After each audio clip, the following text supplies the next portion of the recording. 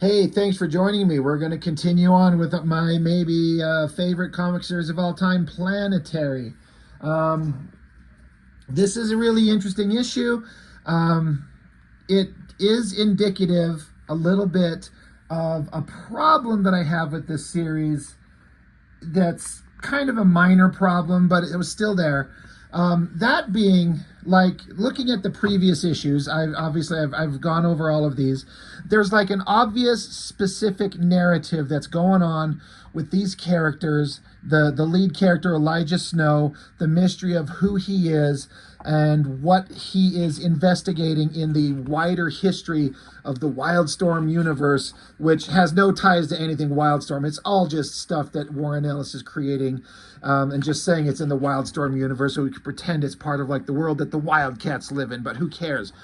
But he's got a specific narrative story going on, and the last issue that we were looking at, issue 6, really got into some of the more interesting stuff, bringing some of the subtle story points to a bigger head and explaining and exposing a lot of stuff that was really fascinating. The main thing being is that the villains of this comic series are a hyper evil, sadistic, twisted, fucked up version of the Fantastic Four that I absolutely love. And it ended with the characters, the heroes of Planetary, actually meeting up with the one character who's the analog for Johnny Storm. And this was the first time we've got to see these guys interact with them in real time. There's been some slight flashbacks to the characters and just a little bit of hints here and there. They're building on it really well, and that's the narrative that's going on. And getting to see this Johnny Storm version of this character, super powerful, super evil, got all kinds of crazy plans going on, and he reveals some stuff. He answers some questions and has lots of other he presents some other dilemmas for the characters to think about. He just fades away to make you go, oh my gosh, it was so interesting to see the little bit of information that we gathered from this interaction. But it lets you wonder, like, what else is going on with these characters? And if Johnny Storm is this powerful, what is the version of the Thing like, or the Reed Richards, or the Sue Storm? Hyper fascinating to me. I love things like that, where it's the evil version of a character and we get to see how it plays out.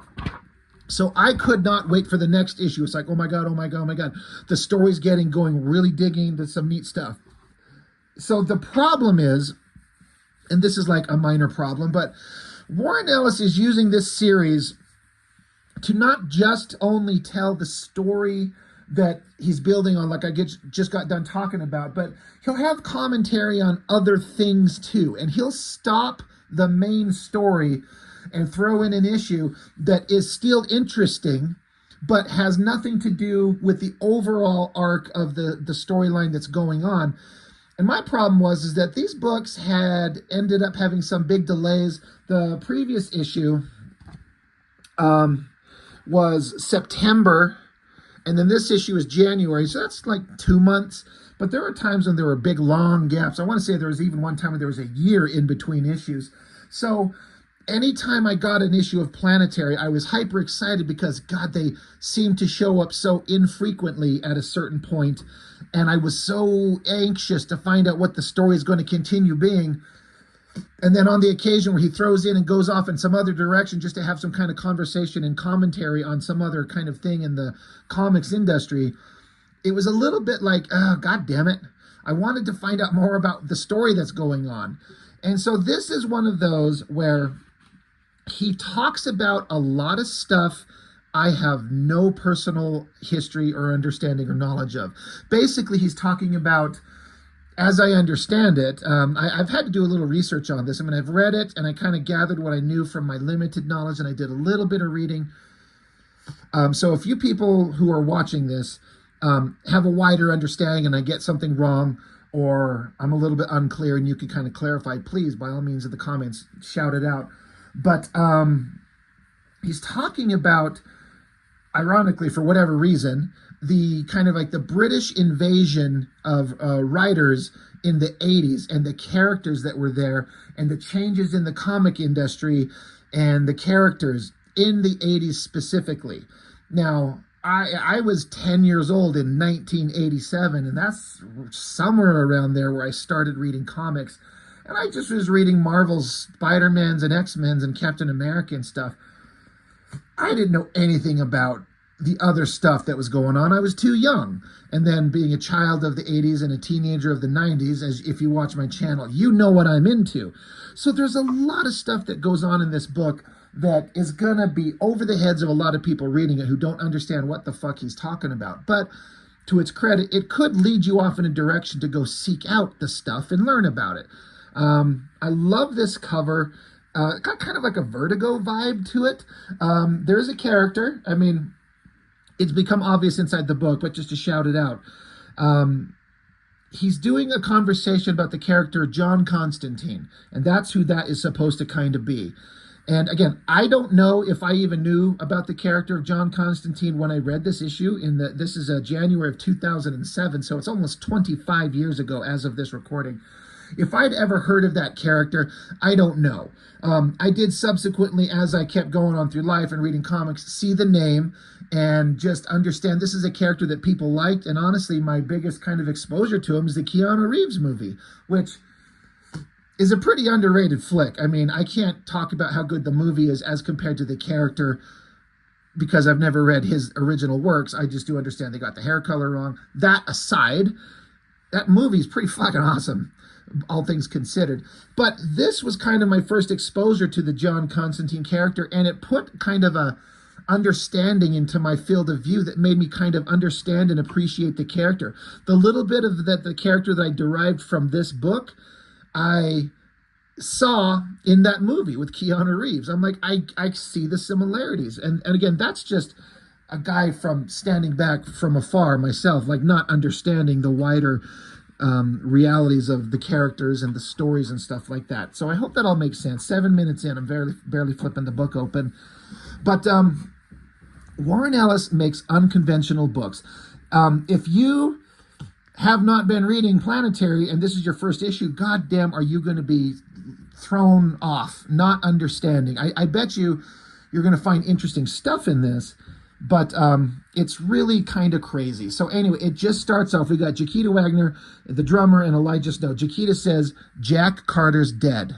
Now, Jack Carter is the John Constantine of this world because as they're doing with all these things, like I was saying, the villains of the story are an evil Fantastic Four, but you can't call them that, but it's obvious what they are. And so they can't call him John Constantine, so it's Jack Carter.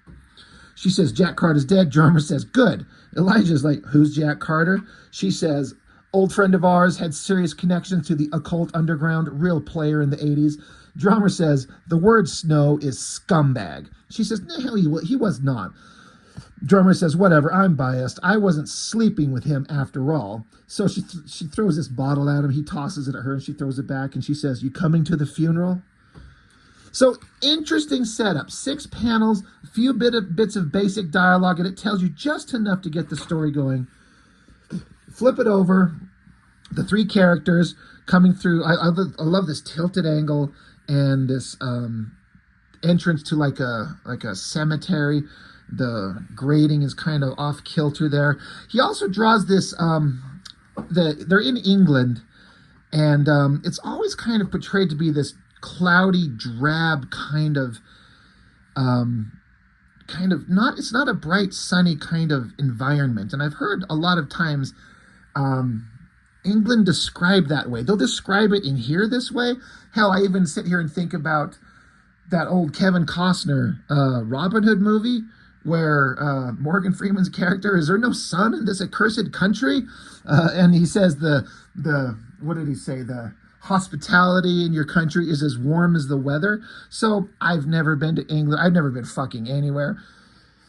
But it's just kind of an interesting kind of portrayal. And I feel like it's something I've heard more than once. Anyway, so they come to the cemetery and Elijah's asking, he's like, well, what was he like? And she says, Jack Carter?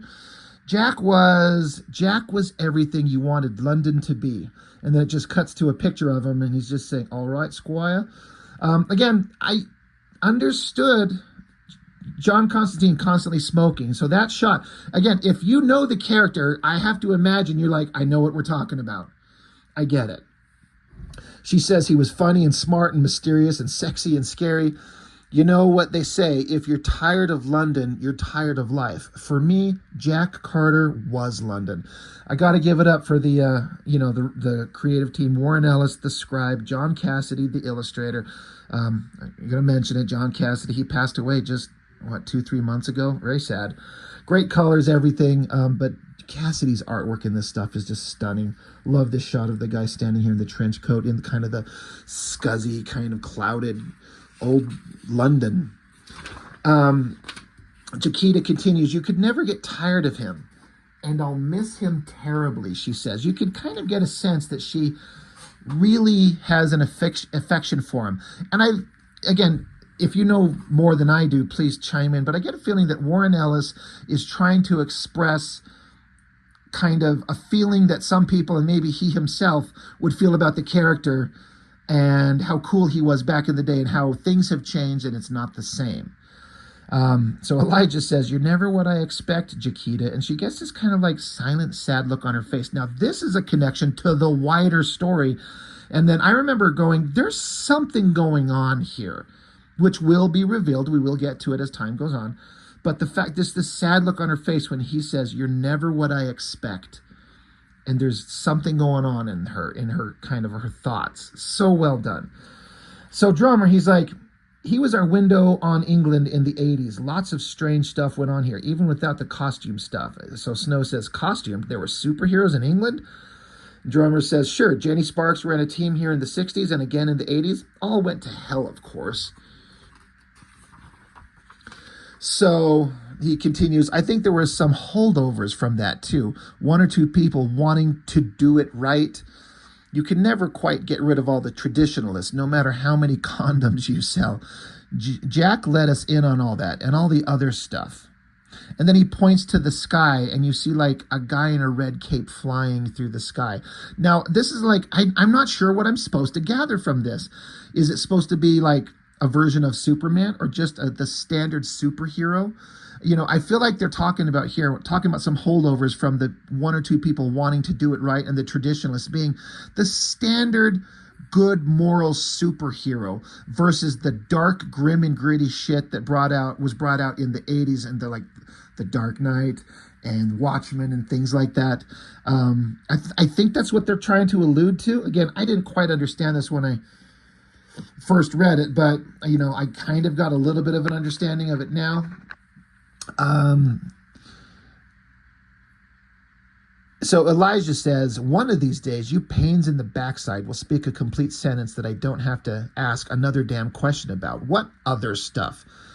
So Jaquita says, well, come and meet them. And so as they walk through the cemetery, they walk by a bench, and then I hadn't read almost anything, but I was vaguely aware of Sandman and Death, the Neil Gaiman characters. They're just sitting here kind of like lost and feel like there's some kind of weird emotional vibe going on. Like they're sitting here just feeding the birds, doing nothing. I don't know what that's supposed to mean, what Warren Ellis was implying with this panel. I've never read any of those works, so I can't speak on it, but I was aware enough of the visual identification to be like, well, I know who those characters are supposed to be. So then we cut over, the trio of Planetary come to a gathering of people at a funeral, and again, this is where I was like, I am lost as fuck. I get what they're doing, but I do not get, there's obviously a deeper meaning going on here that I do not understand at all. And I'm hoping some of you will know and can have explained something. Like, for instance, this is supposed to be a funeral for Jack Carter, but there's a box and just a rock sitting on it, surrounded by a bunch of characters I don't recognize at all, except I kind of gathered, especially from the dialogue over here, they refer to the current incarnation of the forest deity. I'm like, well, that's got to be Swamp Thing. And considering they're talking about British characters and writers and things like that, I'm like, I'm sure all of these characters are supposed to be representative of something. I don't know what. Now, I'm sure I could go Googling and find somebody to explain it to me, but it was just an interesting thing as a kid, or, I mean, as a kid, whatever. This is 2000, so I'm in my mid-20s. I didn't get it. But I didn't need to get it to enjoy the story completely. But you are missing a wider part of the point that Warren Ellis is getting at if you were not part of these stories growing up and you don't recognize who these people are. And that's me. I don't get it. But I'm like, okay, he's saying something. I don't know about it, but let me see how he continues on. So there's like a guy who's leading the sermon. I don't know if this is supposed to be somebody. I bet you maybe this is probably supposed to be Alan Moore. I had that thought. Is this supposed to be a goofy alternate version of Alan Moore? Because he wrote Swamp Thing, and I think he created John Constantine.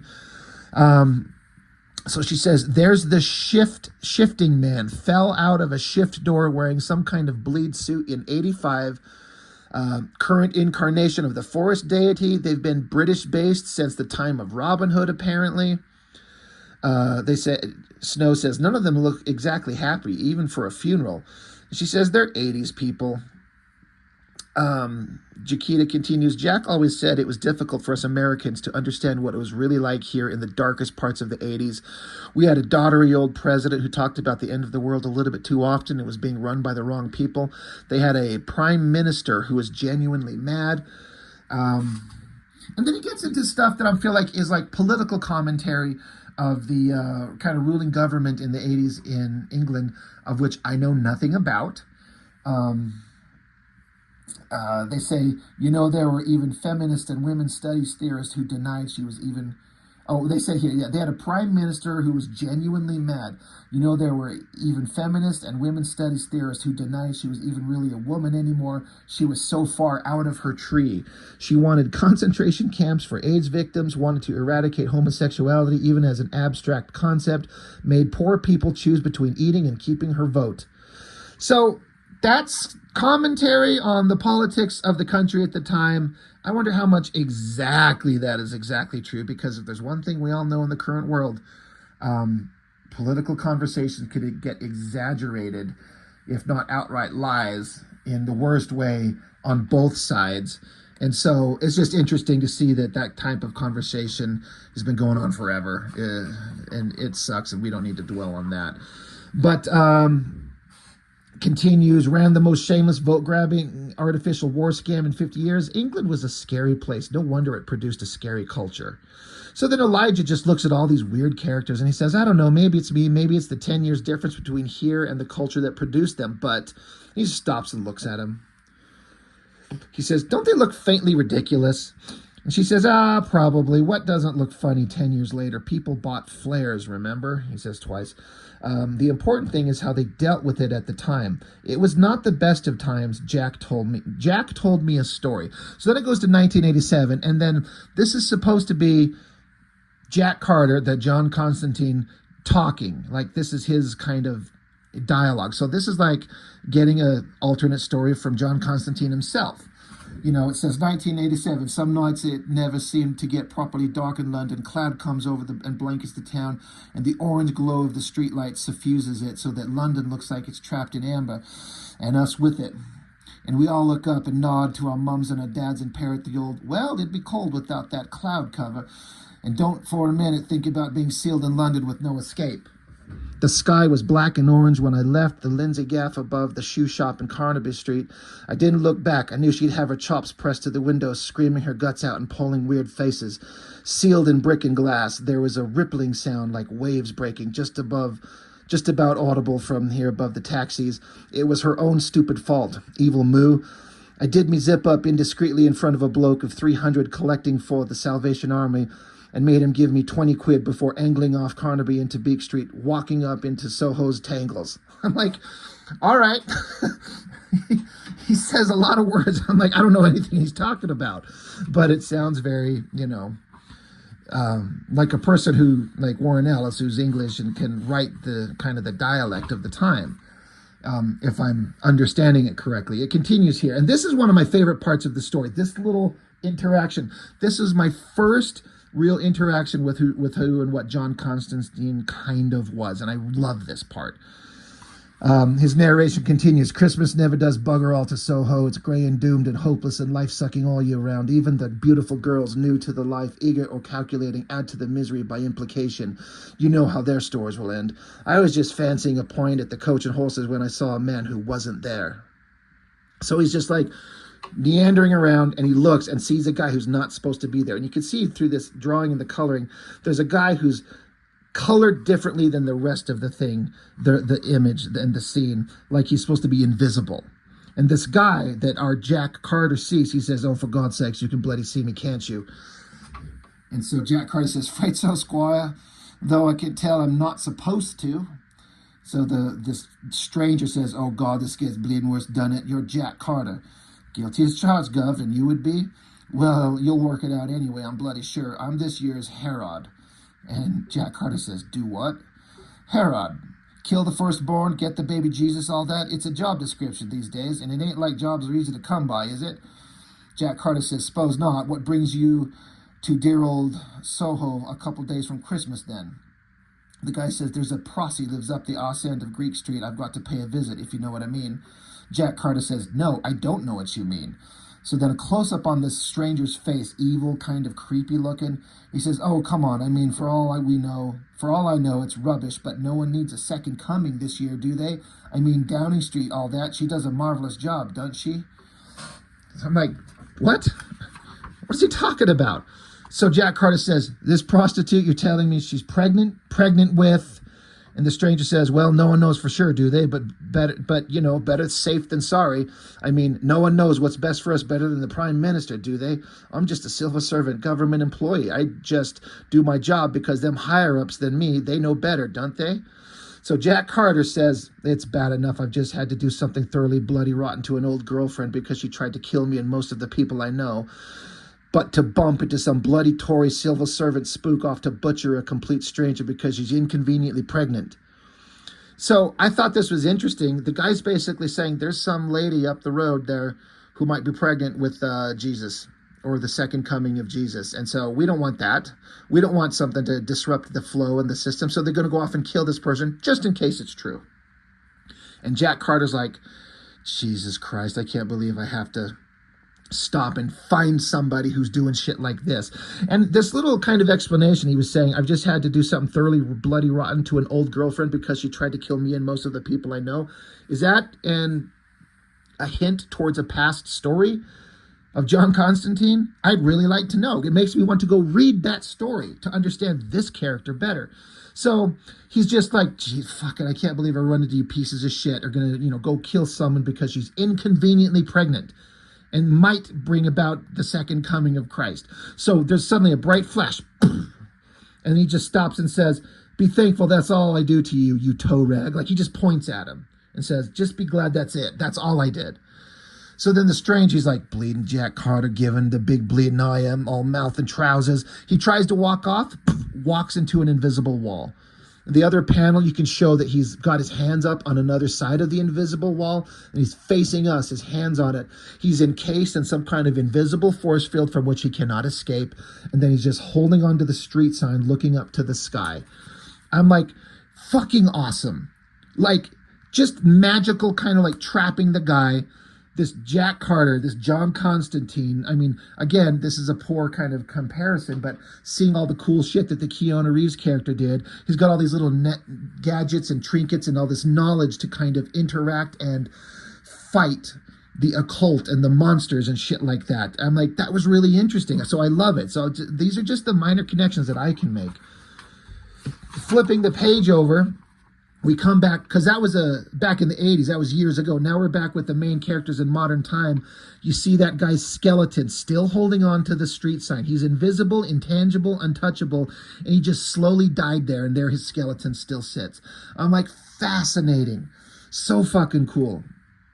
So the conversation between the planetary characters, it says memorial service without a body. Terrible thing. Talking about how they just went to John Constantine's funeral, or Jack Carter's, and all that was there, like I was pointing out, was the box and a rock, which I don't understand. Drum says, it was only a damn cremation, Snow. So Snow says, where are we going? And Jaquita says, I want to see where Jack died. They're like, well, why? And she says, God, I don't know, to properly say goodbye. A closed box in a rock doesn't cut it. And so Snow's like, see? And Drummer continues, crap, Jaquita, he was a con man who pulled a scam once too often. No one liked him, and eventually he pissed off someone who wasn't afraid of the spooky bad magician rep. So they stop and say, right here, someone jumped him and beat him to death. Right here. This is where it all happened. So on this street is where the Constantine Jack Carter character was beat to death and killed. Right here. And then Drummer just stops with a look of kind of surprise on his face. And then he's like, oh, shit. He's like, there's been magic here. Magic's a messy signal, kind of loose and lossy. There's traces everywhere. So Elijah Snow says, you can see magic. And this is one of my favorite kind of explanations of what magic is. I love this. I can't remember if I've mentioned this before or if I'm just thinking about it. But this is where the Drummer explains what magic is in this world. And I think it's fantastic. He says, so Elijah Snow says, you can see magic? And Drummer says, sort of. Magic's just signal, just information. And that puts it in my ball court. It's like, you've seen me playing computer games? And he goes like, yeah. So you've heard me talk about cheat codes, things that I can say to the computer that alter things in the game environment. Magic words. Magic is the cheat codes for the world, sending a signal to reality's operating system. See? So I'm like, that's an interesting way of thinking about it. Cheat codes into a video game. You can enter codes and suddenly the game, you can do certain things. You can be invulnerable. You can conjure weapons. You can travel to different places instantly. That's magic. That's magic in the real world. And I'm like, I love it. It's informed my kind of thought on what magic is in comic books ever since. So Drummer's like, do you understand? And Snow's like, no. So then Jaquita's like, what do you got? And Drummer, he's just kind of getting a feel for things. He says, I don't know. It's all over the place. I need to make it coalesce a bit before I can work out what it is. Snow, can you make it colder here? Might help it settle down and cohere. And so suddenly, it's just everything is coated in ice because Elijah Snow can heat subtraction, basically. Really cool. And so then, Jaquita's like, it's beautiful. And Drum says, it's worse than that. And then Snow's like, if this is magic, if this trace or remains of the spell is what I think it is, the sneaky bastard faked his own death. So they could see like this magical kind of like translucent version of Jack Carter's body where he died. And Elijah Snow's like, I think he faked his own death. Suddenly there's a scream from off panel. No. And then there's this creepy looking, weird, sort of fucked up version of a superhero jumping down. No, I won't have it. I won't have it. I killed him. So this is another part where I feel like they were trying to say something that I didn't entirely understand, is this character and how this book ends and the wrap up to everything. I didn't quite understand it. I'm not sure I exactly do, but maybe a little bit. So I'll tell you kind of what I think. But here comes this superheroic something. Looks disgusting and weird. So he's sitting here yelling at the ghostly kind of image of Jack Carter's body where it was. He says, you had to die. You were the symbol of everything that had been done to me, you scum. I should have been noble, clean, single. I didn't want to wake up in Soho with 12 valiumed up Thai renta boys and terrible stains on my tights. You didn't have to take the damn photographs. I didn't want to find out that instead of getting my powers from a transcendent scientist mentor, I was grown from the DNA of Aryan super athletes and Hitler's personal sex midgets. I didn't even know Hitler had personal sex midgets. I liked my life. There was nothing wrong with me. I wasn't hip. I wasn't trendy. I wasn't edgy. And you know what? That was okay. I didn't need split personalities, the nervous breakdown, the shift in my sexual orientation, my life being a lie. If you didn't want me, you should have just bloody ignored me. So I'm like, well, Warren Ellis is saying something. And the only thing I could kind of piece together from what little I know is that they're talking about like the classic heroes, the noble heroes that we kind of grew up with, and then how a lot of characters come along and are changed, and everything you thought you knew about them is different. They're darker. They're more grim and gritty. They're borderline evil, and instead of that noble and clean and true hero that the characters used to be. It's like, do we have to take these pure versions of characters and heroes and change them into something dark and horrible and disgusting? I guess that's kind of what they're implying. I don't know if this is supposed to be a character specifically, or this is just like a stand-in for everybody who got fucked over and changed to some dark, grim, and gritty version of a character that, like, if you don't like who they were, don't fuck the character over. Just make something new. Again, I'm just guessing. I don't know what exactly this is supposed to be saying, but it's interesting. But of course, after that big giant speech, boom, his guts explode out from behind him, and then there he stands, even and all. And so you're like, wait, what? Who's this? And Jaquita knows instantly, it's Jack Carter. He's not dead. Everyone thought he was. She thought he was. There was a funeral being held for him. She's like, Jack. He's like, hello, Jaquita, love. Knew you'd do right by me. She rolls up and pulls a cigarette out of his mouth and kisses him. And then she tosses the smoke away. And he's like, oh, well, probably time I quit anyway. She says, why did you fake your own death? Hell, how? He says, well, it was fairly bleeding obvious that Chummy there fancied beating me to death for God only knows what reason. And since I could have done without that, well, I had to pull a bit of a stunt and then go to ground. He did seem a bit determined after all. And if there's one thing I've gotten good at in the 30-odd years above ground, it's disappearing. I'm like, okay, is this more to kind of have some kind of conversation on who the Jack Carter character was? He continues saying, but when you turned up, everything changed. I knew you'd work out what happened, and so draw that tow rag out into the light so I could sort him for good. Not like I ever claimed to be a role model after all. So then he lights up a smoke. He says, the 80s are long over. Time to move on. Time to be someone else. Now, this is Jack Carter, the way he looks now. The previous version of him that we saw looked kind of like the standard version, the guy with the smoke and hair and a trench coat in the 80s. And again, I don't know if this is exactly correct, but I feel like this is supposed to look like a alternate version of Spider Jerusalem from Transmetropolitan that Warren Ellis wrote, which I've never read, but I heard was great. I'm like, is he kind of supposed to be that character now? Or is it, I don't know. I don't know, because again, I haven't read these works, but I just kind of know that that character existed, that Spider Jerusalem, and I'm like, that kind of looks like him. But he's saying, like I said, the 80s are over, time to move on, time to be someone else. And so it's just a close-up on his face. He says, cheers, be seeing you, and he just walks into the darkness and he's gone. Story's over. So, like I was saying before, I remember reading this and going, God damn it, I want to know what's going on in the wider story. And this doesn't talk about any of the story, but it was really interesting and it's so well done and some really amazing parts. But then also, he's talking about shit I don't understand because I have no history with it. I don't get it. I don't understand.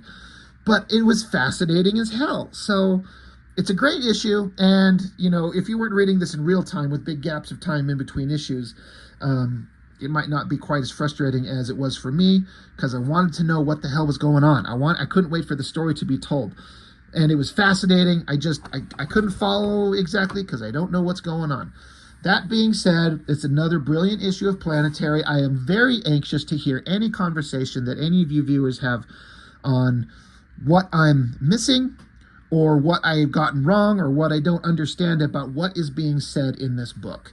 I've said it before, I'll say it every time, that Warren Ellis writes some good stuff. I think he's really, really good, and John Cassidy was one of the best artists ever, and this series is profoundly, endlessly fascinating to me.